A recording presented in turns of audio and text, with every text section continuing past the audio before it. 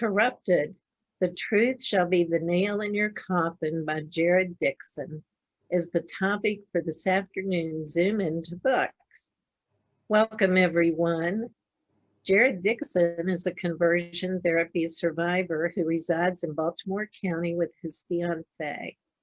He is the finance manager for CT Survivors, a nonprofit organization that promotes and facilitates healing for individuals who have undergone conversion therapy. This is Jared's debut novel, and it recently won a Next Generation Indie Book Award in the LGBTQ fiction category. Welcome, Jared, to Zoom into Books. Hi, Kathy. Thank you for having me. It's a pleasure to be here.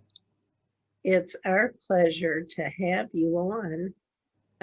I would love for you to start by telling the viewers a little bit about yourself and the story behind the book.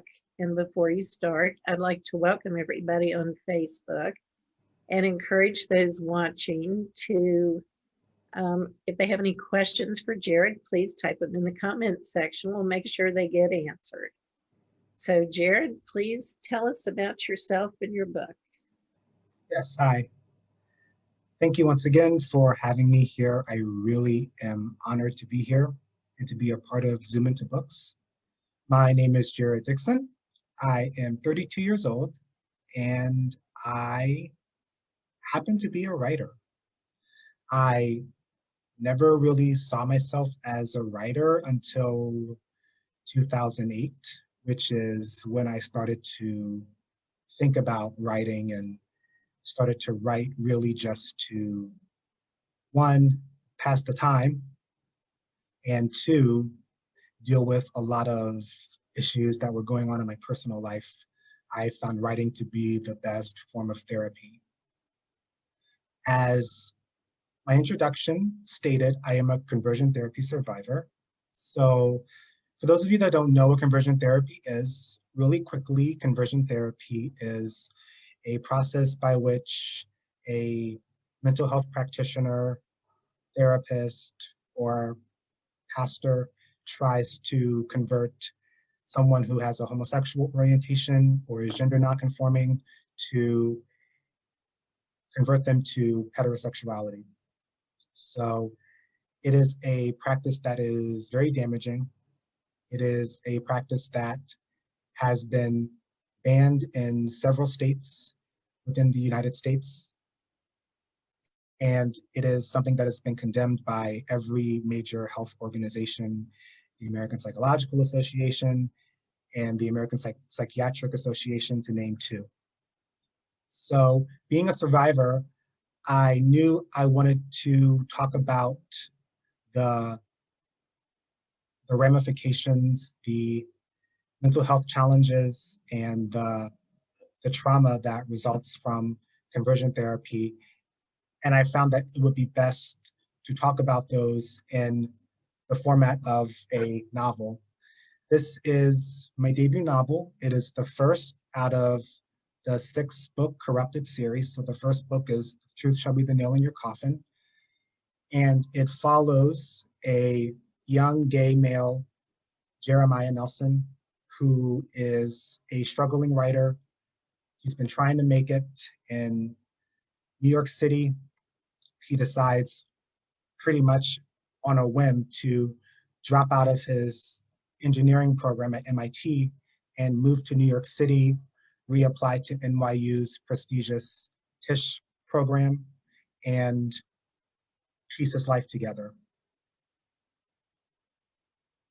When he is suddenly evicted from his apartment and fired from one of his jobs as a waiter, he decides that he has no choice but to move back home. And he comes home to a lot of past memories, particularly his stint in conversion therapy that has really traumatized him and that he hasn't really dealt with because he's really just been trying to survive. He's been trying to live his life the best way he knows how to, and he hasn't really dealt with that trauma. And coming home forces him to face his past, and it forces him to face a lot of the relationships that he's left behind when he decided to drop out of MIT and move to New York City and not really tell anyone. The novel, I will say, it follows 6 characters that are all interconnected. So what I liked about writing this was I got to really dive into characters that were in many ways reflective of my upbringing in a religious household and in a religious community. So you have really, I like to describe it as you have Jerry, who is a conversion therapy survivor, and you have Mark, who is he's a family friend. He's one of the fathers of Jerry's really, really good friend. And he is a pastor who is figuring out how to minister to the LGBTQ community. And he believes that God told him that he is to preach conversion therapy to the community. He believes that you can change your sexuality, you can change your gender identity, you can essentially live the life that God called everybody to live. So I'm able to explore conversion therapy from somebody who is a fierce advocate for it, somebody who is doing this from a place of, I want to save people's souls. I don't want them to go to hell. I don't want them to be on the receiving end of God's wrath. And then you have Jerry, who's gone through this therapy and who is living with the ramifications of it, the trauma, the anxiety, the depression, the other mental health challenges, and he's pretty much fighting against it. So we're able to see 2 individuals who have completely different upbringings and see how they're on opposite sides of this fight. Also in the book, because I love to create a complicated story, we have characters in here that are criminals. And as Jerry gets back into his life at home, the life that he's left behind, the friends and family that he's left behind, he's able to dig into his own family and his own family relationships in particular. And he's able to see that in this whole world of people who are advocating for conversion therapy, some of them are doing some really bad things.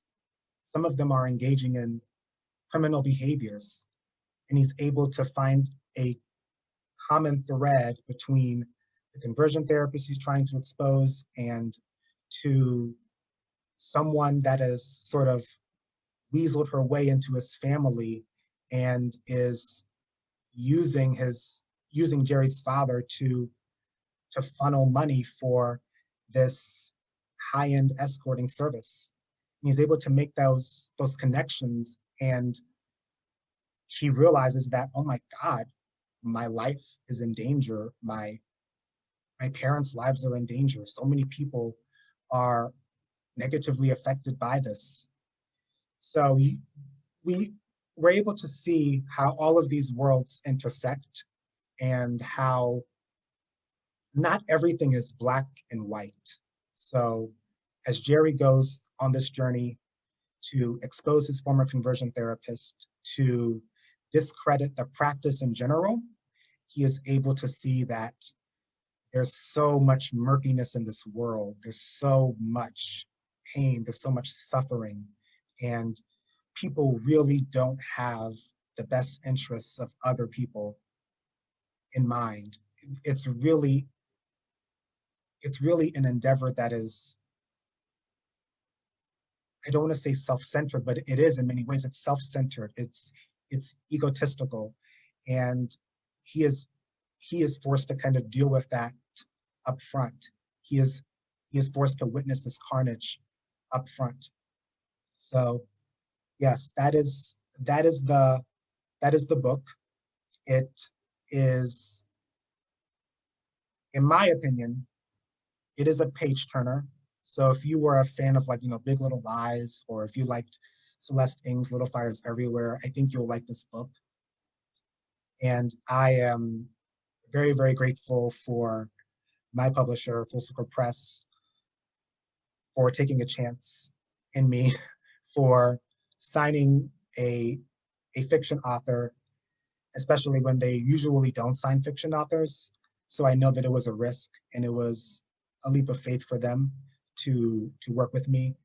And I'm super grateful for everybody, especially my editor and my writing coach, Marina Gilmore, for pushing me and kind of holding me accountable to my writing goals. Because I don't know if writers, I think every writer can attest that we definitely have the tendency to procrastinate. So it's really good to have somebody from the outside hold me accountable and say like, hey, you need 2 chapters done in a week. So that was really great, and it was really helpful in doing the rewrites as well. So yes. It's always nice to have a coach or an editor or somebody to keep the product moving along, that's for sure. I know this is your debut novel, but you said in your introduction that you've been always wanted to be a writer. Do you have other things you have written and not published? I have a couple of short stories that I've written. And interestingly, they are all tied to this book. So once again, it's really about, in my opinion, finding the space and the voice of characters and individuals that we don't really get to hear from a lot, and we don't really get to see in fiction. So I'm working on a short story that involves one of the characters from this book, and it's maybe 3 or 4 pages, and it's a brief encounter that this character has with a trans woman of color who is trying to piece together her life. So in writing this story, I was able to bring visibility to some really serious issues that the LGBTQ community is facing, especially trans women of color. It's always important that whenever I write and whatever I write, that I always amplify the voices of those who are marginalized. It's always important that I shine a spotlight on the various intersectionalities of race and gender and sexuality and class. I'm very, very mindful of the fact that as much progress as we've made with LGBTQ rights in the past decade, there's still so much work to do, especially when it comes to these various intersectionalities. Trans women of color have the highest murder rates, and we need to talk about that more.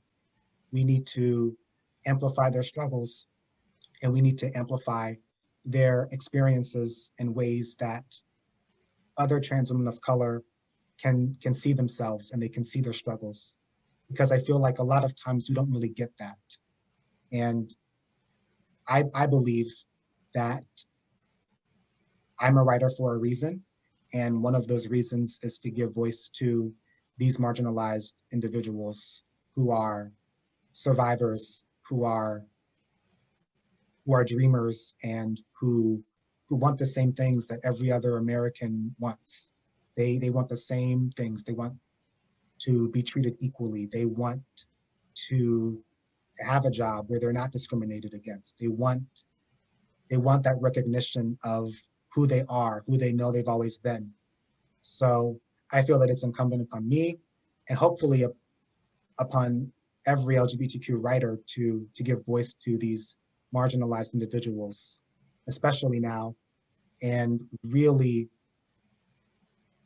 show that we are a community that does not divide, but uplifts. I think that it's really important to drive home that message that we are a community that uplifts one another and that we are not alone in this fight. So that is my mission. I think that's admirable. Conversion therapy sounds, I can't even find an adjective for it. I know in your bio you said that you work with survivors of conversion therapy. Would you like to speak to that? Sure, yes. When I released the book, I decided to come out of hibernation, social media hibernation, and make my presence known on social media, that I'm a writer, but I'm also a survivor. And on Facebook, out of all the places, I connected with survivors maybe 3.5 months after my book was released. And a couple of weeks after that, they invited me to this initial Zoom meeting to talk about CT survivors. And I'm thinking, do I want to go to this? I've been in Zoom meetings for a while now. It hadn't been that long, but it was right when the pandemic had started. And I was already feeling the Zoom fatigue. Like 2 weeks into the pandemic, I was feeling the Zoom fatigue. So I went back and forth for like an hour or so, and then I decided I'm going to join the meeting. I'm going to join the meeting. And what I saw was men and women who have gone through what I've gone through, and I saw the spirit of resilience. I saw the spirit of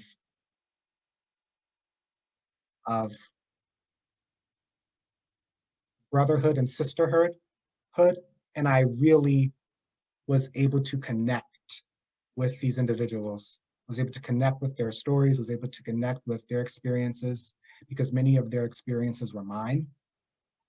And since then, we officially launched CT Survivors in June of 2020, and we are going strong. We have weekly meetings. We have various topics that we discuss on a monthly basis, everything from trauma processing to mindfulness and meditation to financial health to just opportunities for social interactions, for having fun, for just having light conversation and getting to know one another. We're all about providing that space where survivors can show up as their authentic selves, no matter where they are in their journey, and find a community that affirms them, validates them, and encourages them to be the best version of themselves. You had mentioned social media, and I do see that there's several groups on social media. Yes. That I guess are available for anyone who would like to join. And in your bio, you're also the vice president of Dignity Baltimore. Yes. Would you like to tell us about that? Absolutely. Yes. So my church, Our Lady in the Endurer of Knots, decided to work to reopen or kind of resurrect the Dignity chapter, the Baltimore chapter of Dignity USA. Dignity USA is a LGBTQ affirming ministry for the queer Catholics. So we serve not just the LGBTQ Catholics, but the community at large. So it doesn't matter if you're Catholic or not. I wasn't brought up Catholic. But what really kind of struck me as necessary, especially now as we have these discussions around faith and sexuality, were these spaces for LGBTQ people of faith to go and worship and find community. When we think of faith and we think of Christianity, we think of the kind of the Bible Belt, the Deep South, those mom and pop churches, storefront churches, very conservative, where everyone knows each other, but they're not really progressive when it comes to sexuality and gender. So these spaces aren't really amplified in the mainstream. They're not really talked about. And because of that, I feel like being a person of faith and being queer has a negative connotation when it doesn't and it shouldn't. So our mission as Dignity Baltimore is to bring resources to the LGBTQ community in Baltimore, whether you're a person of faith or not, whether you're Catholic or not, it doesn't matter. You're welcome to worship with us. You're welcome to partake in communion, to be as active in the church as you want to be. We don't require that you diminish or minimize any part of your identity to be a part of our faith community. That was very important when we decided to resurrect the Baltimore chapter of Dignity. We want people to truly come to a space where they can be themselves and they can worship and they can pray and not feel judged, not feel condemned, and not feel like they have to hide a part of themselves because they know it's not going to be accepted in the congregation. Well said. I see that Dignity USA is a national organization. It is, yes. That's great. The title of your book, Corrupted, Yes. The Truth Shall Be the Nail in Your Coffin. Yes. Tell us the story behind the title. The title. So, yes. How did you come up with that? Okay. I came up with this title in 2014.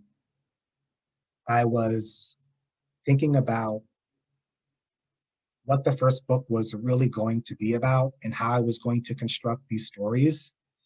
And I needed a word that just sums up what conversion therapy is. And a lot of words came to mind: misguided, ill-informed, harmful, treacherous, deceptive. But the word that stuck out the most was corrupted. Because at its core, conversion therapy is toxic. It brings out the worst in people. It devastates homes and families and communities. It strips away a person's humanity. It is designed to erase an entire group of people. It is designed to dehumanize them to the point where some of us don't even want to live. So that's why I chose the title Corrupted. And the subtitle, I was very much on a mission with this book to expose and discredit those who claim to be able to cure queerness, who claim to be able to convert someone to heterosexuality. That was my goal, to expose, discredit, and shut them down with the truth, with things that they set up, with things that they've said out of their own mouths. That for me was saying, I don't need to make up lies about you. I'm gonna use what you're doing, how you're harming people, the things that you do behind closed doors that people don't know about. I'm gonna use that to destroy you. I'm gonna use that to end you. You cannot keep hurting people and get away with it. That was the inspiration behind this title, really.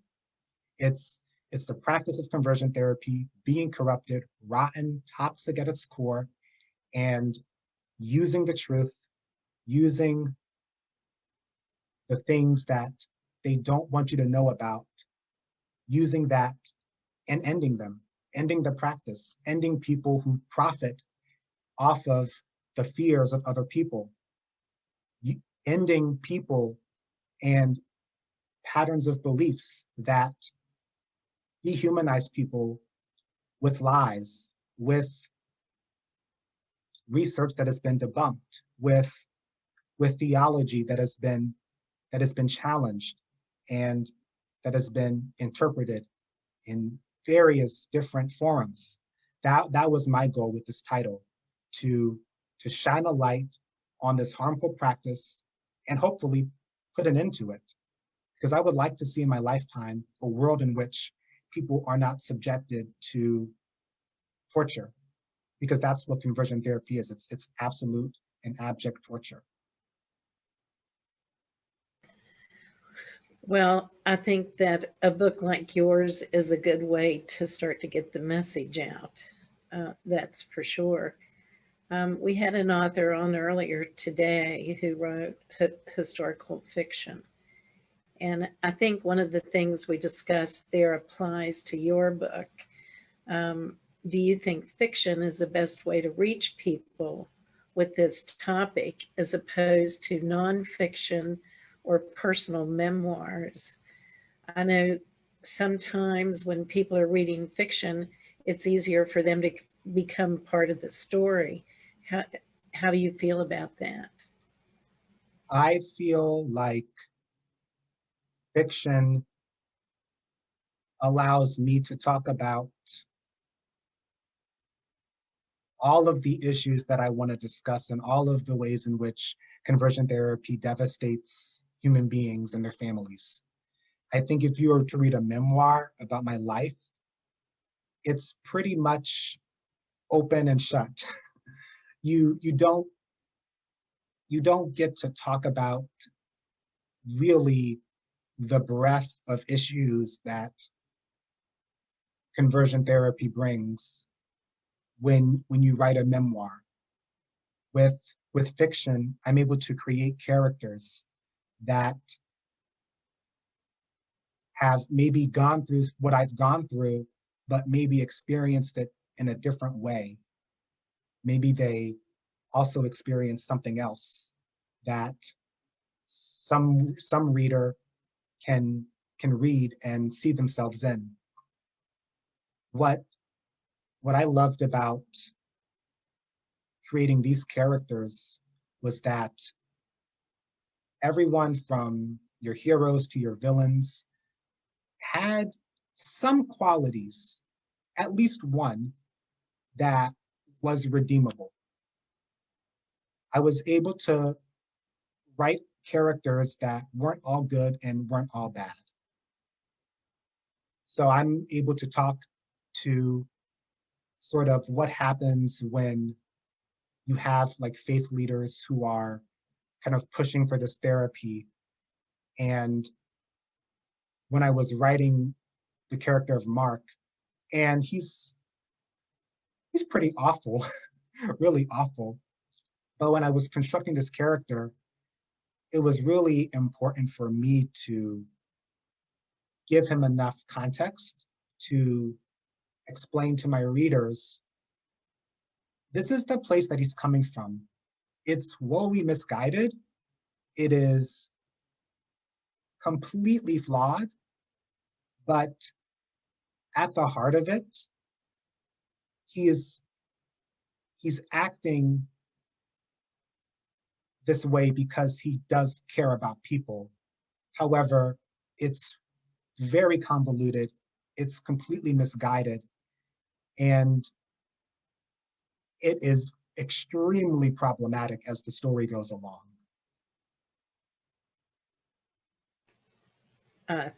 I would agree for sure. For those of you who have joined us late, we're talking with Jared Dixon. His debut novel is Corrupted, The Truth Shall Be the Nail in Your Coffin. and the topic is conversion therapy. If you joined us late, you can watch this entire video on the Zoom Into Books Facebook page. And in the coming weeks, it'll be on the Zoom Into Books YouTube channel. If you have questions for the author, please type them in the comments section on Facebook, and Jared would be happy to answer your questions. You've tackled a very tough subject, and I think it affects a lot more people than anyone could possibly realize. So this is your first novel, so we always have a lot of first-time authors, writers watching Zoom Into Books. So Awesome. I always like to hear the writing process. They always want to know, what are your writing habits? What works for you that maybe might be beneficial to others? Sure. So what's interesting about this book was that when I finally had a draft, it was close to 700 pages. And I remember, I think it was around January of 2018, I told myself, okay, I'm going to tackle these rewrites. And I had no idea what I was in store for, none whatsoever.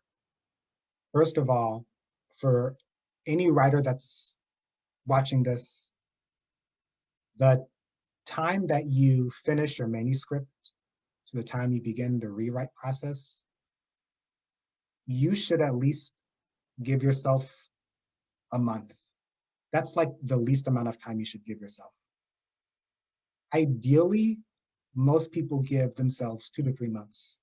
So they put their draft away in a folder, in a closet, in a drawer, and they don't think about it for a couple months. And then when they've sufficiently rested, when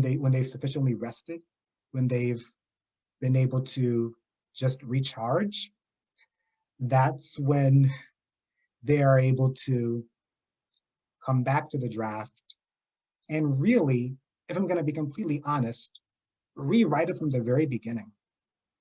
I was thinking naively that when I put my draft in a little, I think it was this tiny little desk that I had, and I don't know if it was on a flash drive, maybe it was on a flash drive, and I locked it. I was like, okay, I'm not gonna look at this. I'm not gonna touch it. I was like, I think I can use 70% of this. I was wrong. It was closer to 10% of what I had written. As I was going back and doing the rewrites, if I could use a sentence here or there, I consider myself lucky. And that really only worked for part 1 of the book. By the time I had gotten to part 2, I was essentially doing rewrites from start to finish rewrites. Because I had taken the time, I had taken like a 6-month break between not looking at my book at all to deciding to attack these rewrites. And I just saw all these problems. I saw characters that weren't fleshed out. I saw dialogue that was extremely verbose. I saw myself repeating the same thing in different places. And I needed to rectify that. So I had to go from the beginning.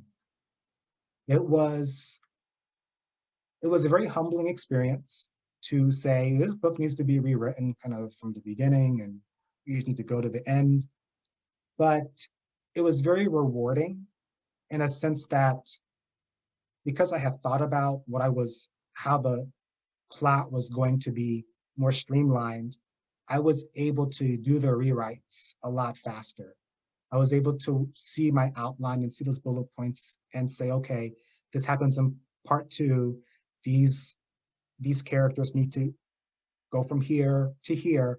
I was able to write from that, and it gave me a roadmap of how the rest of the book was going to go and how it was going to progress. And I would say that doing the rewrites, at least I would say 6 or 7 months after I had put the book away, was probably the best thing I could do. Because once you've been with the story for so long, and when it's always in the back of your mind, it's like, I can't see the problems up close because I'm so connected to it. It's so close to me.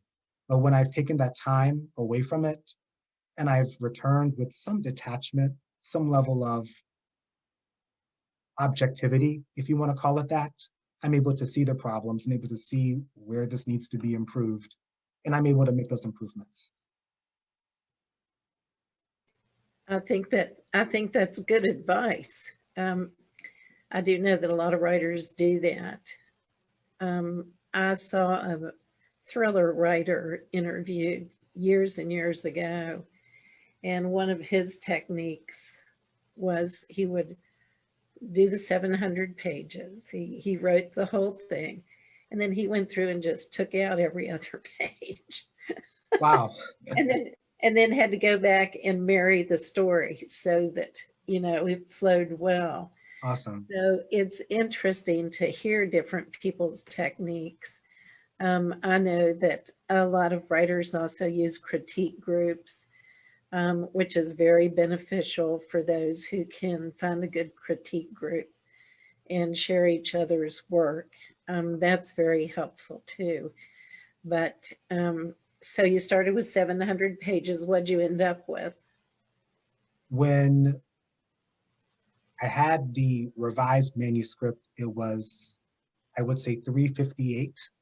So Much better. I pretty much cut it in half, which I think my readers will appreciate. I don't think anybody is excited about picking up a 800-page book, for sure. Really, no, that's true. So your character development, did you have people in mind when you developed your character? I did.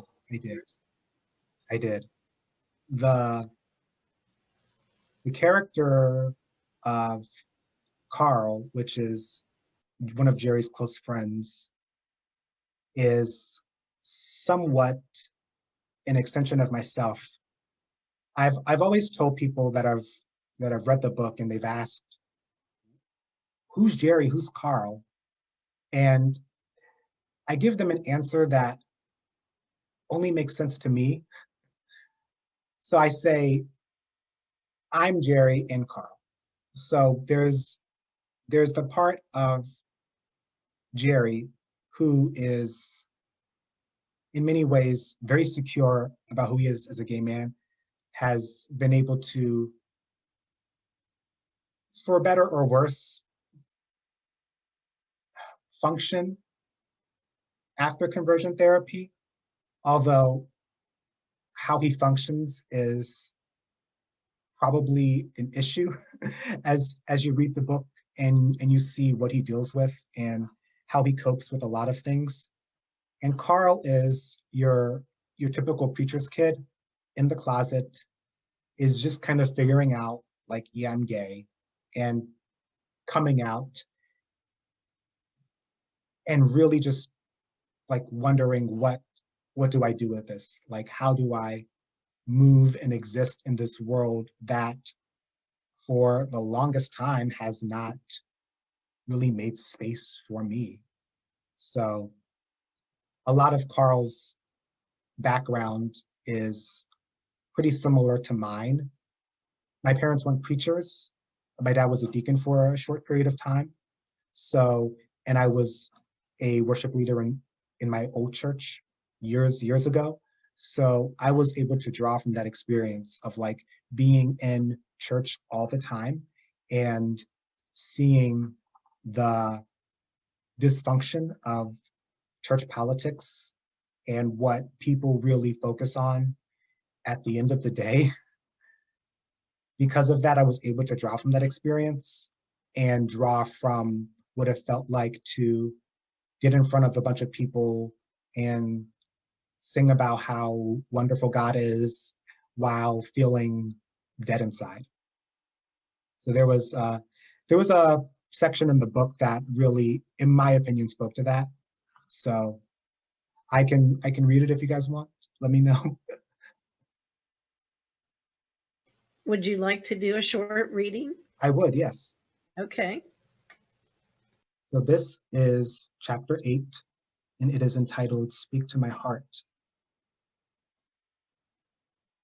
Wednesday night choir rehearsal immediately followed Bible study. The sanctuary quickly emptied after Bible study ended, many attendees gathering their purses and bright red Bible cases. Kevin had begun playing the introduction to Speak to My Heart on the keyboard, a new song the choir had decided to sing. Carl stood in front of the microphone, the 7 choir members behind him harmonizing over Kevin's introduction. Grabbing the top of the microphone, he shakily sang the first verse. The detachment in his voice was apparent. Donnie McClurkin had sung it with strong conviction. He believed every word, yearned for the Holy Spirit to send his message of love to encourage him. Carl wasn't sure he believed that. Regardless, he muddled through the rest of the song, adding superficial runs toward the bridge, lifting his hands in an expected display of praise to God. Kevin played the ending, the sanctuary silent, the brown pews empty, Carl empty.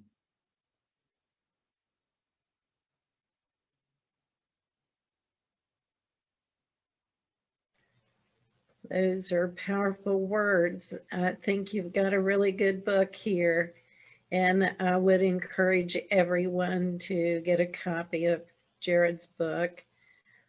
Your book is available on Amazon. I've posted your website link in the Facebook comments, your Instagram, Facebook connections too. So I shouldn't assume. I assume, though, that you speak to groups. People can contact you to speak in person or virtually. Do you do that? I do, yes. I was blessed with the opportunity right after I released the book to talk to a group of advanced writing students at Bowie State University. I had connected with a writing professor there.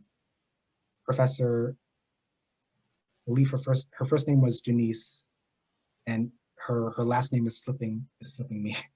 But she was kind enough to give my info and say like, hey, can you give a talk about what goes into kind of seeking this like non-traditional publishing route? Because a lot of people don't know that there are a lot of different ways to publish your book. You don't have to just do a traditional publisher or self-publish. A lot of ways will allow you to publish your book with an amount of support that allows you to put something out there that is the best thing that you can write, that is a quality product. So what I was able to find with Full Circle Press was a publisher that allowed me to, 1, stay true to my vision, 2, keep the majority of my royalties, and 3, provide me with the coaching support to get from start to finish.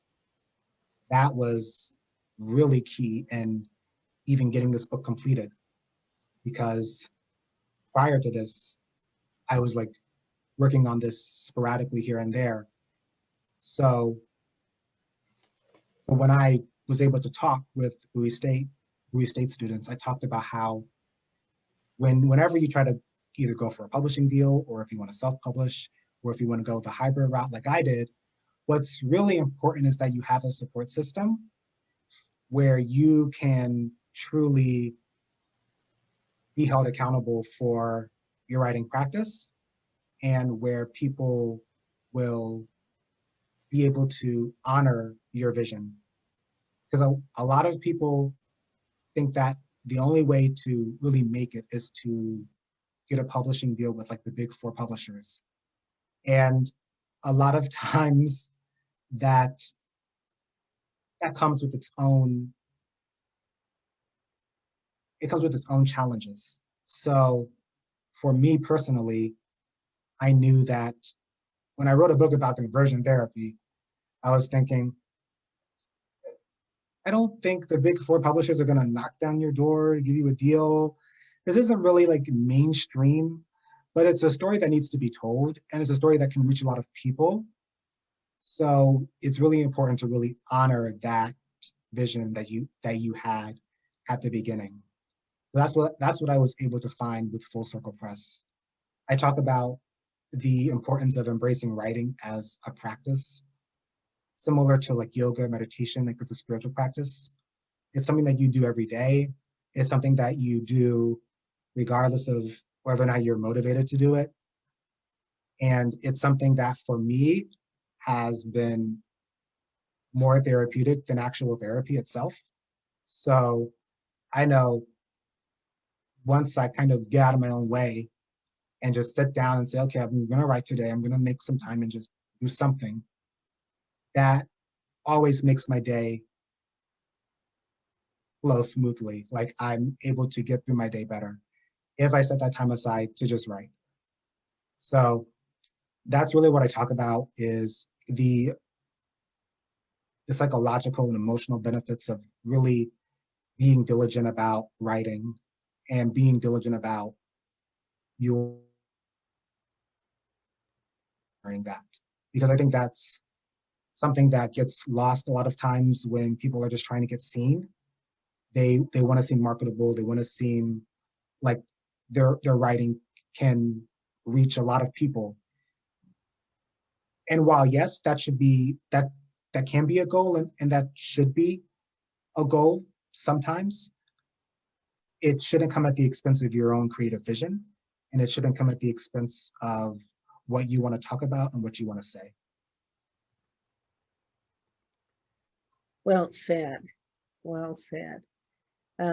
Technology is the writer's first best friend.